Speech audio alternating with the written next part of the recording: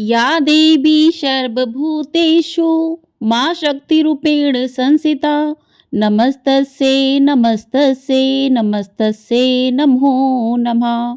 जय माता रानी। दोस्तों, आप सभी को नवरात्रि के तीसरे दिन की हार्दिक शुभकामनाएं। आप सभी पर मां भवानी जगदम्बा की कृपा सदा सर्वदा बनी रहे। आज की वीडियो में आप सुनेंगे नवरात्रि के तीसरे दिन श्री दुर्गा सप्तशती पाठ का अध्याय 4। पिछली वीडियो में आपने सुना था अध्याय 2 और 3। आज आप सुनेंगे अध्याय 4। तो आप सभी ने चैनल को सब्सक्राइब नहीं किया है तो चैनल को सब्सक्राइब कर लीजिए। आपको हमारे चैनल पर प्रतिदिन दुर्गा सप्तशती पाठ के सभी अध्याय सुनाए जाएंगे, तो आप लोग उनको ध्यान से अवश्य सुनिएगा। तो प्रिय श्रोताओं, आज का अध्याय प्रारंभ करते हैं। आज के अध्याय में इंद्रादि देवताओं द्वारा देवी की स्तुति का वर्णन किया गया है। ऋषि कहते हैं, अत्यंत पराक्रमी दुरात्मा महिषासुर तथा उसकी दैत्य सेना के देवी के हाथ से मारे जाने पर इंद्र आदि देवता प्रणाम के लिए गर्दन तथा कंधे झुकाकर उन भगवती दुर्गा का उत्तम वचनों द्वारा स्तवन करने लगे। उस समय उनके सुंदर अंगों में अत्यंत हर्ष के कारण रोमांच हो आया था। देवता बोले कि संपूर्ण देवताओं की शक्ति का समुदाय ही जिनका स्वरूप है तथा जिन देवी ने अपनी शक्ति से संपूर्ण जगत को व्याप्त कर रखा है, समस्त देवताओं और महर्षियों की पूजनिया उन जगदम्बा को हम भक्ति पूर्वक नमस्कार करते हैं। वे हम लोगों का कल्याण करें। जिनके अनुपम प्रभाव और बल का वर्णन करने में भगवान शेषनाग, ब्रह्मा जी तथा महादेव जी भी समर्थ नहीं है, वे भगवती चंडिका संपूर्ण जगत का पालन एवं अशुभ भय का नाश करने का विचार करें। जो पुण्यात्माओं के घरों में स्वयं ही लक्ष्मी रूप से, पापियों के यहाँ दरिद्रता रूप से, शुद्ध अंतःकरण वाले पुरुषों के हृदय में बुद्धि रूप से, सत्पुरुषों में श्रद्धा रूप से तथा कुलीन मनुष्य में लज्जा रूप से निवास करती हैं, उन आप भगवती दुर्गा को हम नमस्कार करते हैं। देवी, आप संपूर्ण विश्व का पालन कीजिए। देवी, आपके इस अचित्य रूप का असुरों का नाश करने वाली, भारी पराक्रम का तथा समस्त देवताओं और दैत्यों के समक्ष युद्ध में प्रकट हुए आपके अद्भुत चरित्रों का हम किस प्रकार वर्णन करें। आप संपूर्ण जगत की उत्पत्ति में कारण हैं। आप में सतगुण, रजोगुण और तमोगुण, ये तीनों गुण विद्यमान हैं, तो भी दोषों के साथ आपका सत्संग नहीं जान पड़ता। भगवान विष्णु और महादेव जी आदि देवता भी आपको पार नहीं पाते। आप ही सबका आश्रय हैं। यह समस्त जगत आपका अंशभूत है, क्योंकि आप सबकी आदिभूत अव्यकृता परा प्रकृति हैं। देवी, संपूर्ण यज्ञों में जिसके उच्चारण से सब देवता तृप्ति लाभ करते हैं, वह स्वहा आप ही हैं। इसके अतिरिक्त आप पितरों की भी तृप्ति का कारण हैं। अतएव सब लोग आपको स्वधा भी कहते हैं। देवी, जो मोक्ष की प्राप्ति का साधन है, अचितन्य महाव्रत स्वरूपा है, समस्त दोषों से रहित, जितेंद्रिय, तत्व को ही सार वस्तु मानने वाले तथा मोक्ष की अभिलाषा रखने वाले मुनिजन जिनका अभ्यास करते हैं, वह भगवती पराविद्या आप ही हैं। आप शब्द स्वरूपा हैं। अत्यंत निर्मल ऋग्वेद, यजुर्वेद तथा उद्गीत के मनोहर पदों के पाठ से युक्त सामवेद का भी आधार आप ही हैं। आप देवी त्रयी, तीनों वेद और भगवती छयो ऐश्वर्यों से युक्त हैं। इस विश्व की उत्पत्ति एवं पालन के लिए आप ही वार्ता के रूप में प्रकट हुई है। आप संपूर्ण जगत की घोर पीड़ा का नाश करने वाली हैं। देवी, जिससे समस्त शास्त्रों के सार का ज्ञान होता है, वह मेधा शक्ति आप ही है। दुर्गम भवसागर से पार उतारने वाली नौका रूप दुर्गा देवी भी आप ही हैं। आपकी कहीं भी आसक्ति नहीं है।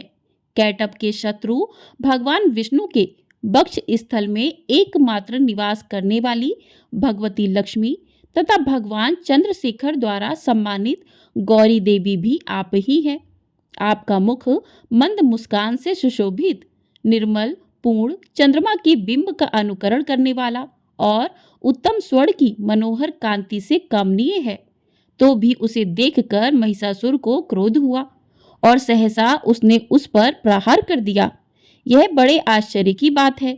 देवी वही मुख जब क्रोध से युक्त होने पर उदय काल के चंद्रमा की भांति लाल और तनी हुई भौं के कारण विकराल हो उठा, तब उसे देखकर जो महिषासुर के प्राण तुरंत नहीं निकल गए। यह उससे भी बढ़कर आश्चर्य की बात है, क्योंकि क्रोध में भरे हुए यमराज को देखकर भला कौन जीवित रह सकता है। देवी आप प्रसन्न हो। परमात्मा स्वरूपा आपके प्रसन्न होने पर जगत का अभ्युदय होता है और क्रोध में भर जाने पर आप तत्काल ही कितने कुलों का सर्वनाश कर डालती हैं। यह बात अभी अनुभव में आई है, क्योंकि महिषासुर की यह विशाल सेना क्षण भर में आपके कोप से नष्ट हो गई। सदा अभ्युदय प्रदान करने वाली आप जिन पर प्रसन्न रहती हैं, वे ही देश में सम्मानित हैं। उन्हीं को धन और यश की प्राप्ति होती है। उन्हीं का धर्म कभी शिथिल नहीं होता तथा वे ही अपने हष्ट पुष्ट स्त्री, पुत्र और भृत्यों के साथ धन्य माने जाते हैं।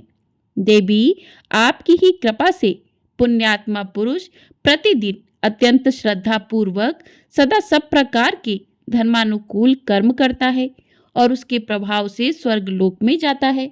इसलिए आप तीनों लोकों में निश्चय ही मनोवांछित फल देने वाली हैं। माँ दुर्गे आप स्मरण करने पर सब प्राणियों का भय हर लेती हैं और स्वस्थ पुरुषों द्वारा चिंतन करने पर उन्हें परम कल्याणमयी बुद्धि प्रदान करती हैं।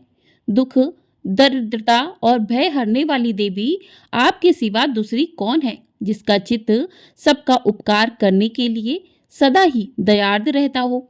देवी इन राक्षसों के मारने से संसार को सुख मिले तथा ये राक्षस चिरकाल तक नरक में रहने के लिए भले ही पाप करते रहे हो, इस समय संग्राम में मृत्यु को प्राप्त होकर स्वर्ग लोक में जाएं। निश्चय ही यही सोचकर आप शत्रुओं का वध करती हैं। आप शत्रुओं पर शस्त्रों का प्रहार क्यों करती हैं? समस्त असुरों को दृष्टिपात मात्र से ही भस्म क्यों नहीं कर देती? इसमें एक रहस्य है। ये शत्रु भी हमारे शस्त्रों से पवित्र होकर उत्तम लोकों में जाएं। इस प्रकार उनके प्रति भी आपका विचार अत्यंत उत्तम रहता है। खड्ग के तेज पुंज की भयंकर दीप्ति से तथा आपके त्रिशूल के अग्रभाग की घनीभूत प्रभा से चौंधिया कर जो असुरों की आंखें फूट नहीं गईं, उसमें कारण यही था कि वे मनोहर रश्मियों से युक्त चंद्रमा के समान आनंद प्रदान करने वाले आपके सुंदर मुख का दर्शन करते थे। देवी आपका शील दुराचारियों के बुरे बर्ताव को दूर करने वाला है। साथ ही यह रूप ऐसा है जो कभी चिंतन में भी नहीं आ सकता और जिसकी कभी दूसरों से तुलना भी नहीं की जा सकती, तथा आपका बल और पराक्रम तो उन दैत्यों का भी नाश करने वाला है जो कभी देवताओं के पराक्रम को भी नष्ट कर चुके थे। इस प्रकार आपने शत्रुओं पर भी अपनी दया ही प्रकट की है। वरदायिनी देवी, आपके इस पराक्रम की किसके साथ तुलना हो सकती है तथा शत्रुओं को भय देने वाला एवं अत्यंत मनोहर ऐसा रूप भी आपके सिवा और कहाँ है? हृदय में कृपा और युद्ध में निष्ठुरता, ये दोनों बातें तीनों लोगों के भीतर केवल आप में ही देखी गई हैं। माता, आपने शत्रुओं का नाश करके इस समस्त त्रिलोकी की रक्षा की है। उन शत्रुओं को भी युद्ध भूमि में मारकर स्वर्गलोक में पहुंचाया है तथा उन्मत्त दैत्यों से प्राप्त होने वाले हम लोगों के भय को भी दूर कर दिया है। आपको हमारा नमस्कार है। हे देवी, आप शूल से हमारी रक्षा करें। अंबिके, आप खड्ग से भी हमारी रक्षा करें तथा घंटा की ध्वनि और धनुष की टंकार से भी हम लोगों की रक्षा करें। चंडिके, पूर्व, पश्चिम और दक्षिण दिशा में आप हमारी रक्षा करें तथा ईश्वरी, अपने त्रिशूल को घुमाकर आप उत्तर दिशा में भी हमारी रक्षा करें। तीनों लोकों में आपके जो परम सुंदर एवं अत्यंत भयंकर रूप विचरते हैं, उनके द्वारा भी आप हमारी तथा इस भूलोक की रक्षा करें। हे अंबिके, आपके कर पल्लवों में शोभा पाने वाले खड्ग, शूल और गदा आदि जो अस्त्र हैं उन सब के द्वारा आप सब ओर से हम लोगों की रक्षा करें। ऋषि कहते हैं, इस प्रकार जब देवताओं ने जगत माता दुर्गा की स्तुति की और नंदन वन के दिव्य पुष्पों एवं गंध चंदन आदि के द्वारा उनका पूजन किया, फिर सबने मिलकर जब भक्ति पूर्वक दिव्य धूपों की सुगंध निवेदन की, तब देवी ने प्रसन्न वदन होकर प्रणाम करते हुए सब देवताओं से कहा, देवताओं, तुम सब लोग मुझसे जिस वस्तु की अभिलाषा रखते हो उसे मांगो। देवता बोले, भगवती ने हमारी सब इच्छा पूर्ण कर दी, अब कुछ बाकी ही नहीं रहा, क्योंकि हमारा यह शत्रु महिषासुर मारा गया। महर्षि, इतने पर भी यदि आप हमें और वर देना चाहती हैं तो हे महर्षि, हम जब जब आपका स्मरण करें तब तब आप दर्शन देकर हम लोगों के लिए महान संकट दूर कर दिया करो, तथा प्रसन्न मुखी अंबिके, जो मनुष्य इन स्त्रोतों द्वारा आपकी स्तुति करे उसे वित्त, समृद्धि और वैभव देने के साथ ही उनकी धन और स्त्री आदि संपत्ति को भी बढ़ाने के लिए आप सदा हम पर प्रसन्न रहें। ऋषि कहते हैं, राजन, देवताओं ने जब अपने तथा जगत के कल्याण के लिए भद्रकाली को इस प्रकार प्रसन्न किया, तब वे तथास्तु कहकर वहीं अंतर्ध्यान हो गईं। भूपाल, इस प्रकार पूर्व काल में तीनों लोकों का हित चाहने वाली देवी जिस प्रकार देवताओं के शरीर से प्रकट हुई थी, वह सब कथा मैंने कह सुनाई। अब पुनः देवताओं का उपकार करने वाली वे देवी दुष्ट दैत्यों तथा शुंभ निशुंभ का वध करने एवं सब लोगों की रक्षा करने के लिए गौरी देवी के शरीर से जिस प्रकार प्रकट हुई थी, वह सब प्रसंग मेरे मुख से सुनो। मैं उसका तुमसे यथावत वर्णन करता हूँ। इसके आगे का वर्णन अगले अध्याय में सुनेंगे। इस प्रकार से श्री मार्कंडेय पुराण में सावर्णिक मनवंतर की कथा के अंतर्गत देवी महात्म्य में शुक्रादि स्तुति नामक चौथा अध्याय पूर्ण हुआ। प्रेम से बोलिए माँ भवानी जगदम्बा की जय।